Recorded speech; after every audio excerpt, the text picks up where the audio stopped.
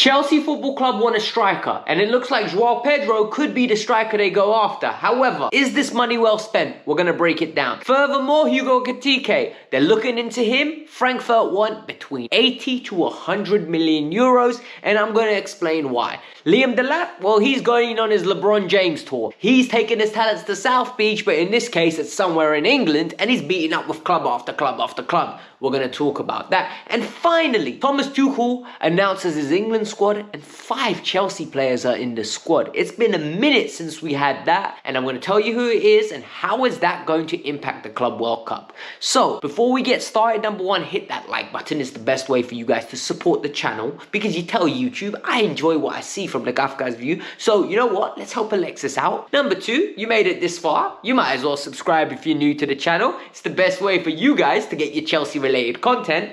And finally, I've officially decided to be a serious content creator. I've got myself a TikTok. I've got myself a new TikTok account. For those of you that want to go and support me over there, the link will be in the bio. My Twitter's there as well if you guys want to communicate with me and get to know like my football opinions outside of Chelsea in the comments below. And let's get it cracking. Let's get it started. Alright, so let's get this started. Joao Pedro. Do I like the player? Because a lot of you say, Alex, you always say nobody's good enough. No one's good enough for you, Alex. No one is ever good enough for you. You don't want every player we're linked with. That is correct. I don't want every player we're linked with, because we're linked with anybody and everybody these days. What's going on? Joao Pedro apparently is close to agreeing a deal with Chelsea. Joao Pedro is available. We've been getting glimmers from Fabrizio Romano that he's available for sale. He's 70 million euros, blah, blah, blah. And I was like, oh, that's interesting. Very big, expensive, steep price for Joao Pedro, in my opinion. Now, reports in Brazil are breaking out that Chelsea are willing to offer next week £50 million for the services of Joao Pedro. And for me, this is interesting, because is Joao Pedro a good player? A very good player. I think he's a competent player. Is he what we need at Chelsea? I don't think it's Chelsea level.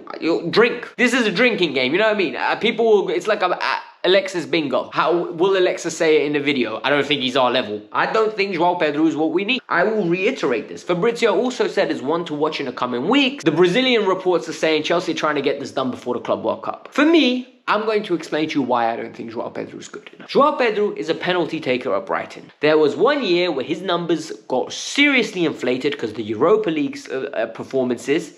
And since then, this year, his numbers have regressed. And what he's done is play off well back.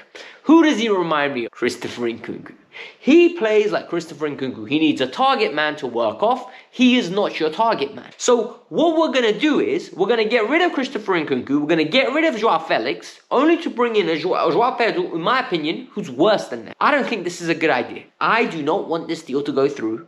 I think he is a very, very good player for somebody that is fighting for top 6. He doesn't have the consistency. I'm ready to eat my words. However, I do not believe he can take the next step up and be the leading player that Chelsea Football Club need. What we need now is guarantees. What we need right now is limited risk. What we need now is stars. We need somebody that comes in and I go, we are a better first team. Straight away, as soon as he joins us, I look at it and I say, we are a better first team. If Joao Pedro comes, can you hand on your heart say he's going to outscore Nicholas Jackson and get 13 to 14 Premier League goals? He hasn't done it at Brighton without penalties. He hasn't. And he's not playing in the number 10 and he's not taking penalties because we have Cole Palmer. So ask yourself that question before you in the comments start typing away, you don't want anybody. I don't. I just don't want him. I don't want to waste money. This is why we spent 1.2 billion, because we've wasted money. The next player we're linked with comes from our good old friend Fabrice Hawkins. He doesn't know we're friends just yet, but he will one day, because obviously I'm going to interview him one day. Hopefully he speaks English. If not, nope, no parle français. I don't speak French. I don't even know if that was correct. However, let's talk about this. We know Fabrice Hawkins is very in the know when it comes to French players. And in this situation, my man has told us this. 80 million euros to 100 million euros is what Frankfurt want. 20% of it goes to PSG. And Hugo Ekitike is very adamant in he wants what's best for all parties. Basically, he wants his agent paid, he wants him paid, he wants Frankfurt paid, and if PSG get paid in the meantime, beautiful. This is very expensive.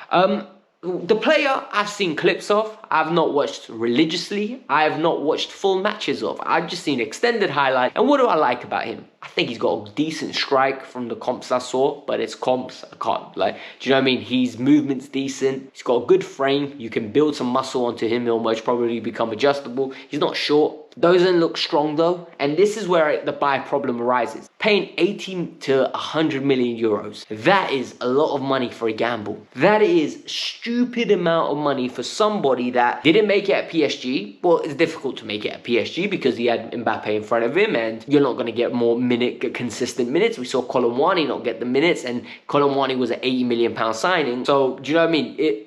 There is context. However, this is where it gets interesting. Am I willing to take the gamble here? No. And why I'm not willing to take the gamble on Ekitike if I was in charge is because Ekitike is another risk. And what you do, right, when you're signing players, every player is a risk. However, you need to limit the risks. He's young, never played in England, and more importantly, has already had a bad spell at a big club. So why are we spending 80 to 100 million euros on such a calculated risk when he's gone to Frankfurt and banged numbers? But I'm going to give you a couple names that have banged numbers at Frankfurt and haven't really translated to big clubs yet. Jovic, do you remember him? Ended up going to Madrid, didn't work out.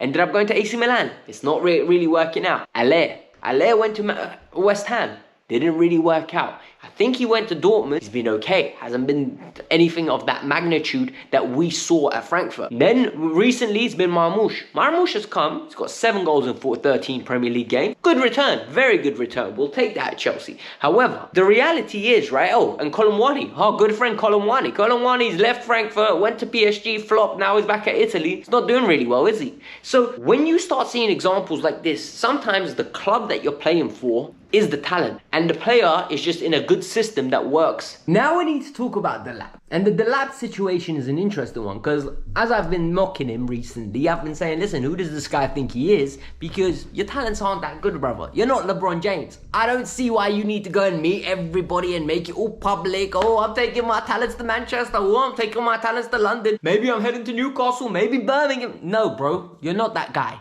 And it really frustrates me that we are getting this perception from a 22-year-old that's hardly scored any goal. However, he's super cheap at 30 million, and this is why these clubs want it. Because I'm going to ask you a question, and I want you to be brutally honest in the comment section below. If Delap was worth 70 million rather than the 30, do you think all these clubs would be pandering to his demand?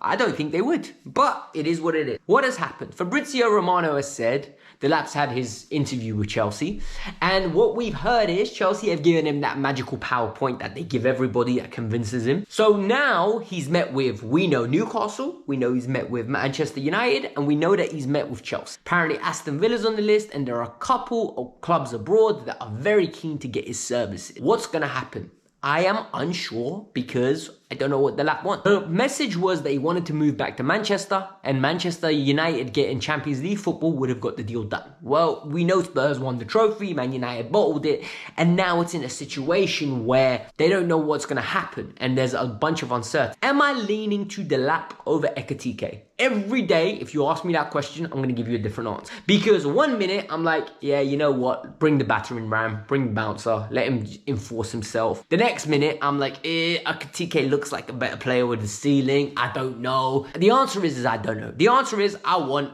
Osimhen. I want somebody that feels more guaranteed. They're not going to do it. Okay, go get me Gyökeres then. Oh, they're not going to do that either. And the problem is, after that, the list is finite. The list is basically sparse. We don't have a rich vein of strikers in the world now that are slapping goals for fun. Where are you going to go? Gamble on Vlahovic? I don't think so. Are you going to go for getting Isak? I don't think so. Can't afford him. So you're literally in a list of, you either pay Osimhen stupid wages, you pay Gyökeres huge wages, or more importantly, you go and do the gamble thing with Seshko, Ekitike, Delap, and maybe they turn out to be great. However, you're taking on the uncertainty of the unknown. You don't know if they can score goals in this league. And once again, we're back at that age-old predicament. Whatever decision Chelsea makes this summer, unless it's Victor and either Gyökeres or Osimhen, I am going to be very uncertain. So I'm not going to sit here and be a hypocrite and say, this is the right player to sign, because I don't know. And I want you to be very honest as well, because you don't know. Who do they go and get as a number 9? Name them in the comments below, because apart from Ekitike, Seshko and what's his name? Delap. Who else is there? Joao Pedro? I don't like it. He's not even a 9. So for me, this is a messy, messy situation. Some positive news for the players and the club, and a lot of people want to view it as negative. I think it's a positive. England call-ups have come out, and all of a sudden, we've seen our boys get called up. 5 England internationals within this Chelsea squad, and for me, this is key. And people say, Alex, what are you waffling about? Who cares about England? Well, I'm going to tell you now, I'm not English, but I do. Why do I care? The reason I care is I want as many of these Chelsea players to be internationals as possible. If they are starting caliber internationals, it means we're doing something right and our first team's great. I think there's a direct correlation between the more players you have in international squads starting and how well you do as a club. Because the better your players are starting for their countries, meaning you're going to be doing something right in club football. Last year when we had like 7 players going away and we were pants. Why were we pants? We were pants because nobody wanted our players because they're not doing well. All of a sudden we're doing well and we're in a position to get Champions League football. Chalobah has been called up. First time for England. Reece James has been called up. Thomas Tuchel. Levi Colwill has been called up. Hey, you can literally have a defense of Chelsea. You can play 3 at the back with those 3 and all of a sudden it's a Chelsea defense. I bet you all of us will be entertained. Then Cole Palmer's been called up under Thomas Tuchel and Noni Madueke. Look, I'm really proud of all these players getting called up and I want every player to get called up. And I think Enzo Maresca said in his press conference today, which really was just very eye-opening, and it's the logic I have. It means it's good for them, because they get to represent their country. It's good for Chelsea. It means we're doing something right. And more importantly, I think overall it breeds confidence that we're going in the right direction. Other people want our players. And that's as simple as that. Whether it's too much football, not enough football, I don't care. And the reason I don't care is because me talking about it changes nothing. Me talking about saying, oh, these players need a rest. We got the Club World Cup. Nothing's going to change. So these players are going to play. If they don't play, they're going to train. And if they don't train, they're most probably going to get unfit. And I want them as match sharp as possible, doing their cool downs, just making sure they go through the regiments. Then bring on the Club World Cup and then we'll get it popping.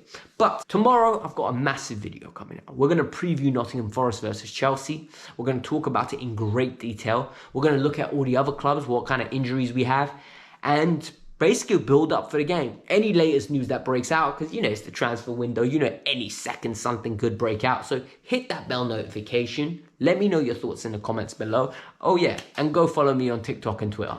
Peace out. I'm out. Have a lovely day.